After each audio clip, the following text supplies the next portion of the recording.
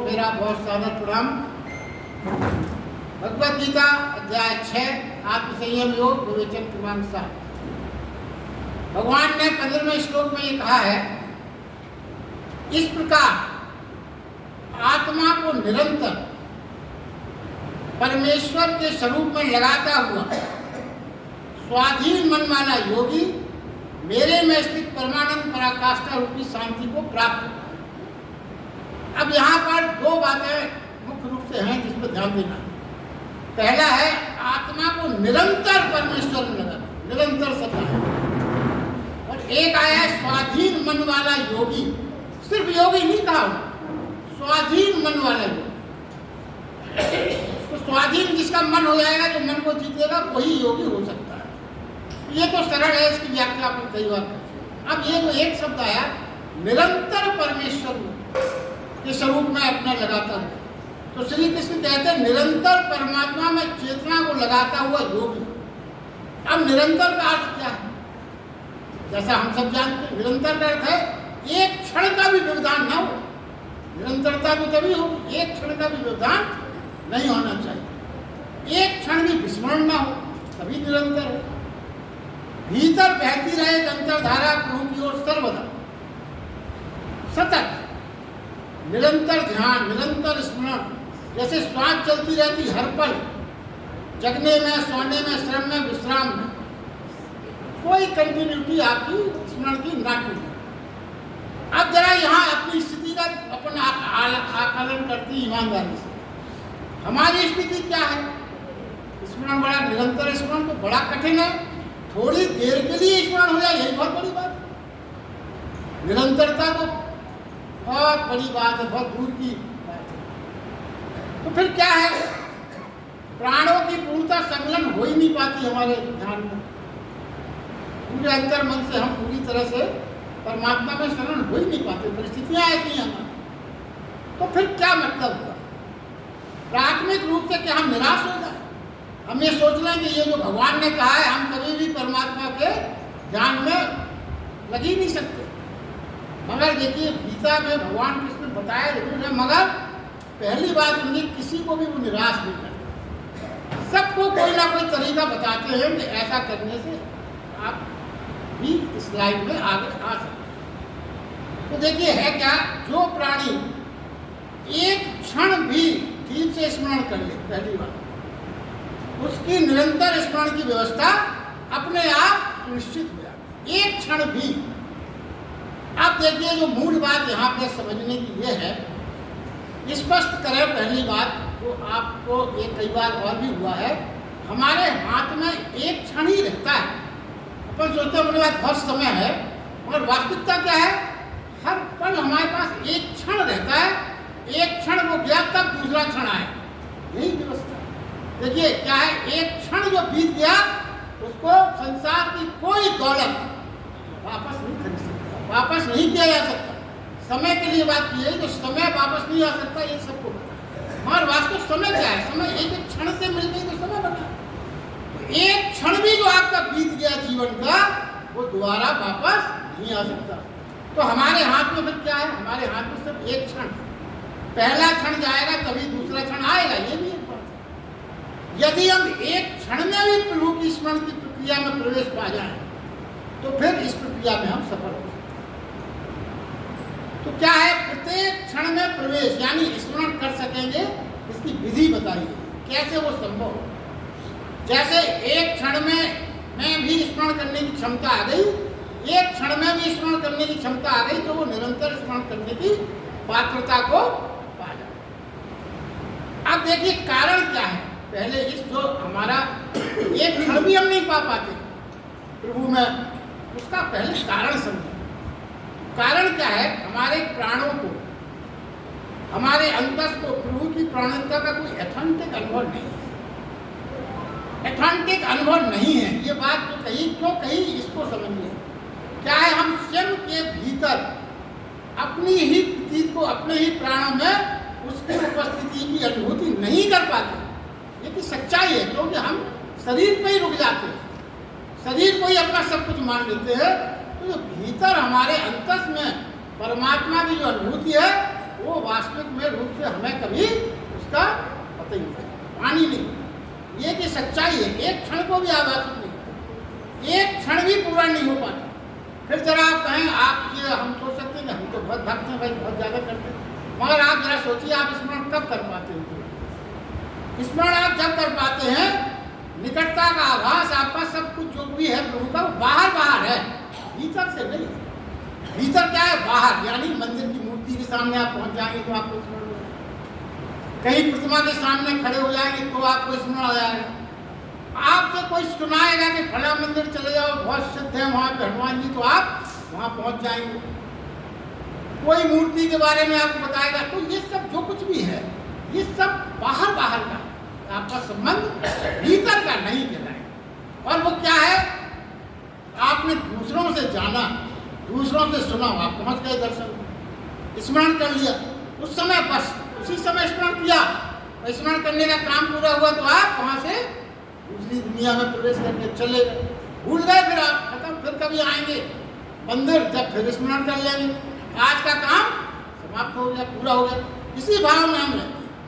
तो ये क्या है? ये प्रक्रिया मानी गई उधार की, जो आपको दूसरों से जो चीज प्राप्त हो वो उधार की है, आपकी अपनी अर्पित नहीं है, तो ये उधार की प्रक्रिया मानी, दूसरों से मिली, हमने स्वयं कुछ नहीं बना पाया, दूसरों के कहने के हिसाब से। अब स्वयं की प्रक्रिया तो तभी है, देखिए ये तो दूसरों की होगी। अब स्वयं की प्रक्रिया क्या है?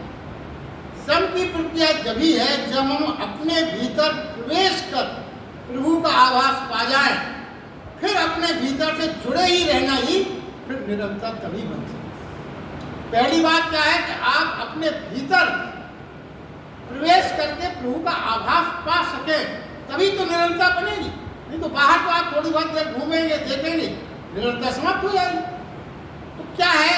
अब देखिए वो निरंतरता बनी रहेगी, और एक क्षण में प्रवेश हो भीतर, तो वो क्षण कैसे आए इसकी भी व्याख्या।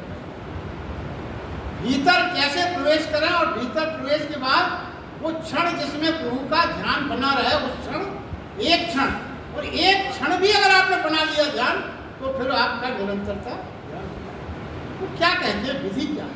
बहुत ध्यान से समझे, बहुत सरल है, मगर आपको उसके भाव बनाना पड़ेगा। देखिए आपको भीतर प्रवेश की बात की है, तो जब आप भीतर प्रवेश करने के लिए जाएंगे तो सबसे पहले आपकी किससे मुलाकात होगी? अपने शरीर से, क्योंकि शरीर के भीतर जाना। तो आपको एक एक चीज जिससे आपकी मुलाकात हो उसके लिए इनकार करते जाना है कि वो मैं नहीं हूँ, लेकिन आप शरीर में प्रवेश कर रहे हैं, तो आप अलग हो गए, शरीर अलग, आप शरीर नहीं।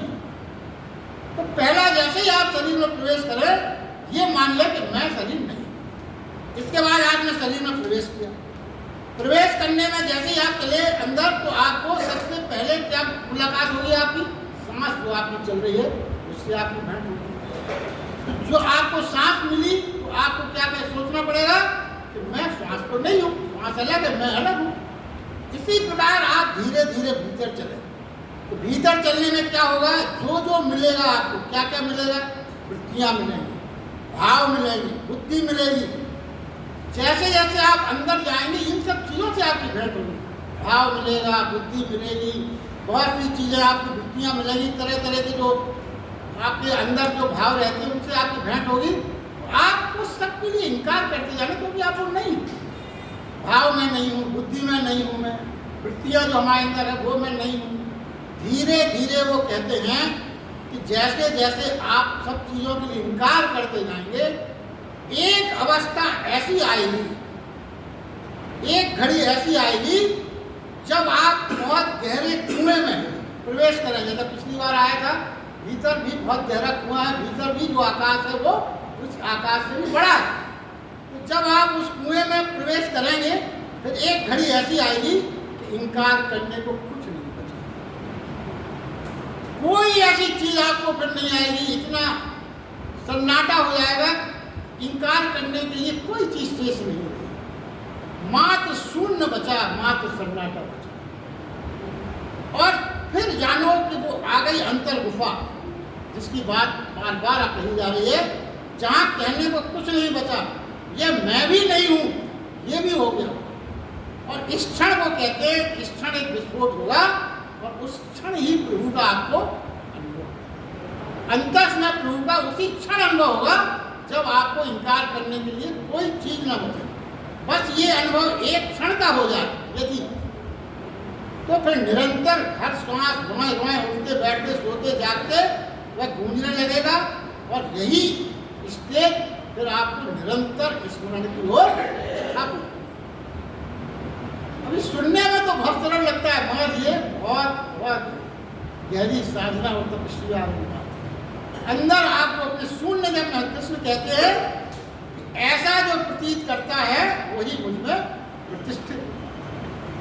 अब आगे देखिए, आगे एक शब्द और आया है इसी में, वो क्या कहते हैं, अपरिग्रही, अपरिग्रही चित्त के बारे में बताया गया। अब आप अपरिग्रह का अगर आप शब्दकोश में अर्थ ढूंढेंगे तो उसमें शब्द अर्थ क्या मिलेगा, जहाँ कोई वस्तु ना, वस्तुओं का संग्रह ना करें उसी को अपरिग्रह कहा। कई बार आपने सुना होगा वस्तुओं विहीन, वस्तुओं का संग्रह ना करो, सारी वस्तुओं को त्याग दो, तभी अपरिग्रह की स्थिति, मानसिक स्थिति बनेगी। तो क्या है देखिए, अब कृष्ण भगवान का तो ये अपरिग्रह का अर्थ नहीं हो सकता। भले ही शब्दकोश में ये अर्थ मिलेगा आपको, श्री कृष्ण का नहीं हुआ, क्योंकि जब भगवान को संसार में रहने की बात करते हैं, भगवान कृष्ण ने कभी ये नहीं कहा कि आप संसार को छोड़ के चले जाओ। संसार में रहना है तो संसार में रहना है तो वस्तुओं का उपयोग करना पड़ेगा।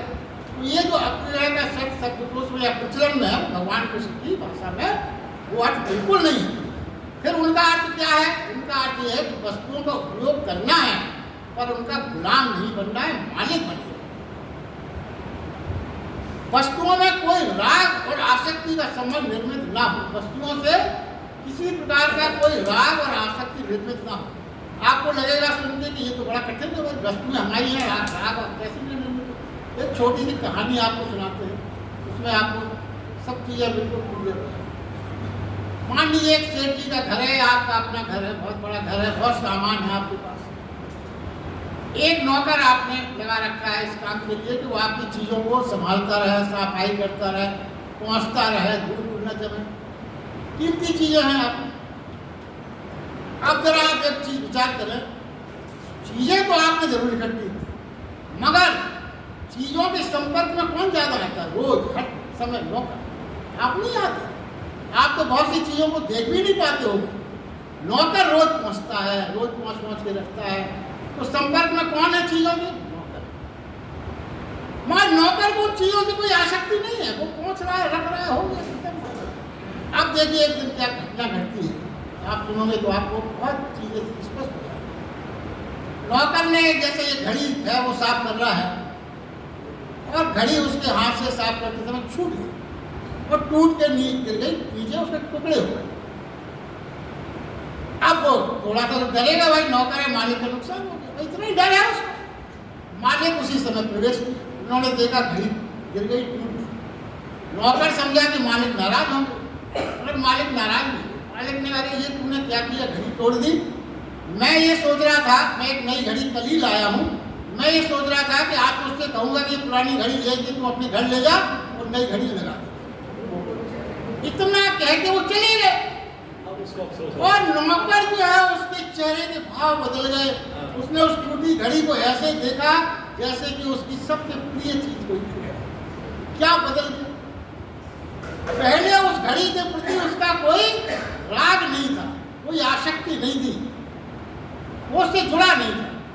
जैसे ही मालिक ने कहा राग पैदा, यही है चीजों के प्रति राग। इसी के लिए भगवान ने मना किया, चीजों का इस्तेमाल करो मगर उससे राग न रखो, वरना हमेशा दुखी ही रहो। तो रोने लगा नौकर, वो फिर तो घड़ी को ऐसे करने लगा, काश ऐसा ना हुआ। तो देखिए सूत्र ये समझे कि वस्तुओं को छोड़कर भाग जाना मुक्त होना नहीं है। भगवान की जो बहुत कई बार कहा, वस्तुओं को छोड़कर भाग जाना मुक्ति नहीं है। जो साथ रहकर क्या है, जो वस्तुओं को छोड़ के भाग जाते हैं वो वास्तव में कमजोर लोग हैं। जो वो ये समझते हैं कि अगर हम वस्तुओं के संपर्क में रहूंगा तो मैं मुक्त राग से नहीं हो पाऊंगा। इतने कमजोर हैं वो, तभी तो छोड़ के भाग रहे हैं। भगवान कहते इतने मजबूत बनो कि वस्तुएं तो आज चारों तरफ, जनक जी के साथ चारों तरफ पूरा राजकाज बिखरा हुआ था, सब था, मगर वो विदेह माने जाते। कोई चीज़ उनको नहीं अट्रैक्ट कर पाई। तो सूत्र समझाएंगे। अच्छा, यहाँ पर देखिए दो चीज़ें आई। क्या है वस्तु, फिर क्या बताया गया, इसका मतलब क्या हुआ? वस्तु सब वहीं रहे, मगर हमारे अंतस से दोनों के बीच में जो ब्रिज बनता है राग का, वो ब्रिज ना, उस ब्रिज को तोड़ना। जो राग का ब्रिज हम बना लेते हैं ना, वो ब्रिज ना रहे। अब देखिए यहीं पर भगवान ने पिछली बार अपन ने एकांत और अकेलेपन की बहुत व्याख्या की थी। एकांत में क्या होता है? व्यक्तियों से ब्रिज बनाया जाता है। उन्होंने ये कहा था कि आप किसी व्यक्ति से, किसी से इतने ना जुड़ें कि आपको राग हो। तो जब व्यक्तियों से जो जुड़ने की प्रक्रिया का सेतु अगर तोड़ा जाएगा तो उसको क्या कहेंगे? एकांत कहेंगे। और वस्तुओं से नहीं, व्यक्तियों से जब संबंध तोड़ने का जब बात कही गई, तो उस स्थिति में जब आपका चित्त आएगा तो आप एकांत में कहलाएंगे। मतलब आपके दिमाग में किसी प्रकार का कोई अपना लोभ या सब व्यक्तियों की राग नहीं है। और वस्तुओं से अगर आपका ये सेतु टूटेगा तो उसको अपरिग्रह का चित्र उसी को कहा जाएगा। तो देखिए क्या है अपरिग्रह चित्र, वो है समझने का। फिर से इसको एक पॉइंट से समझाते हैं। जो वस्तुओं की मालकियत में किसी प्रकार का रस नहीं लेता। चीजें सब है मगर वो मालकियत का रस नहीं लेता है वो। और देखिए एक बात और जो आपको बहुत सूक्ष्म बताएं, जो रोज अपन देखते मगर ध्यान नहीं जाता, उपयोगिता एक चीज है।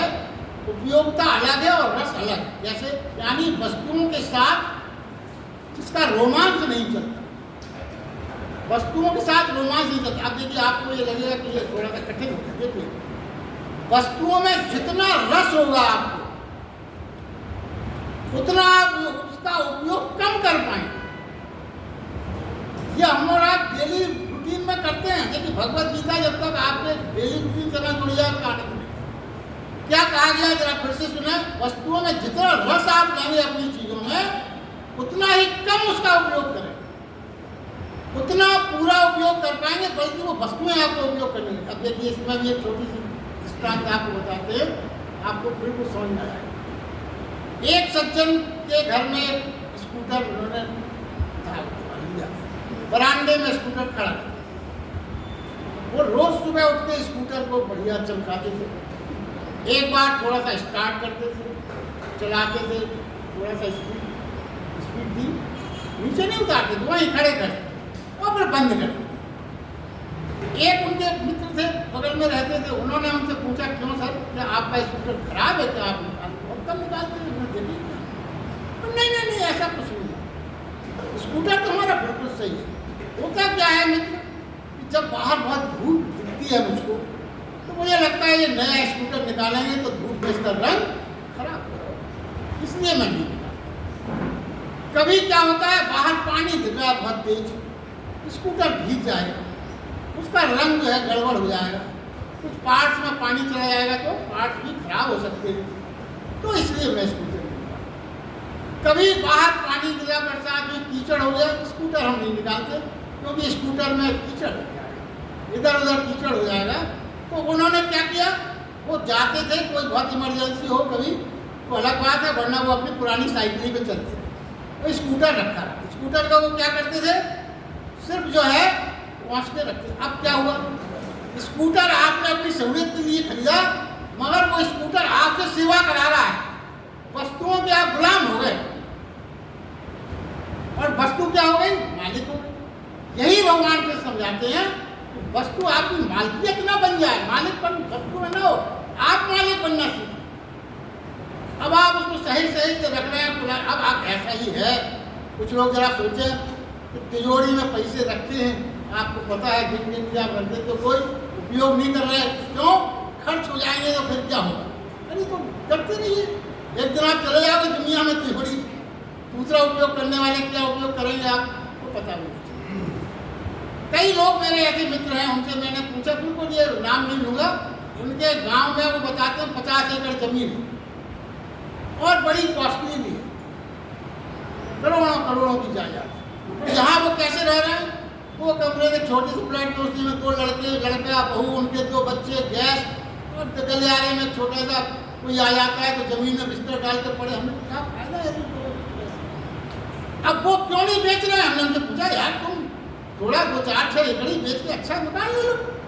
नहीं यार, वो बाप दादों की जगह है, वो बेचना अशुभ है, उसको कैसे, ऐसी मानसिकता है तो क्या फायदा है ऐसे जीवन का। यही भगवान कृष्ण कहते हैं कि आप चीज़ों का उपयोग करना सीखो, चीज़ें आप उपयोग करें, इससे कोई मतलब नहीं है, कोई नहीं। अब आप तरह तरह की चीज़ें रख लेते हैं, खरीद के तरह तरह के कपड़े, तरह तरह की चीज़ें संभाल के रखते हैं, सेवा करते रहते हैं, सोचते रहते हैं सपने में कभी कोई अच्छा मौका आएगा, अच्छा ओकेजन आएगा, जब ये सूट मैं पहनूंगा, जब मैं वो साड़ी पहनूंगी, मौका आते ही नहीं है, जीवन कट जाता। ये सब स्थितियाँ जीवन की, इससे बचना चाहिए। यही बात भगवान कृष्ण समझा रहे हैं, जो बहुत सरल ढंग से अपन समझने का प्रयास कर रहे हैं। देखिए आगे क्या है, आज हमारे परिवार में क्या हो रहा है, व्यक्ति और व्यक्ति के बीच में जो संबंध है वो क्यों कम है। भगवान ने ये जो बात कही सेतु बनाने, सेतु तोड़ने की, तो हमने क्या किया, जीवन जो आजकल है, व्यक्ति और व्यक्ति के बीच के सेतु को तो हमने बड़ी आराम से तोड़ दिया, और वस्तुओं के बीच में जो हमारा सेतु बनता है उसको बड़ा सशक्त कर दिया। व्यक्ति के बीच में क्यों जो संबंध जो कम होते जा रहे हैं आपके परिवार के, क्यों, व्यक्ति के बीच में दोनों जीवित हैं, आप भी जीवित हैं और वो सामने वाला भी जीवित है जिससे आप संबंध हैं आपके, तो क्या है, दोनों संवेदनशील है, दोनों की ईगो है अपनी अपनी, दोनों का अपना स्वभाव है जो अलग अलग है, निभाना कठिन हो जाता है, कठिन होता जा रहा है। क्यों कठिन, पहले नहीं था कठिन, अब कठिन होता जा रहा है। क्यों, क्योंकि धैर्य, सहनशीलता, सम्मान, निस्वार्थ भाव, निष्पक्षता के भाव धीरे धीरे समाज में कम होते हैं। पहले इतनी ईगो नहीं थी, अब ईगो जैसे कि बढ़ेगी तो क्या है, ये दोनों जो आप व्यक्ति से व्यक्ति के संबंध में, दोनों एक दूसरे पर अपनी मलकियत जमाना चाहते, यहाँ सब झगड़ा हो जाता।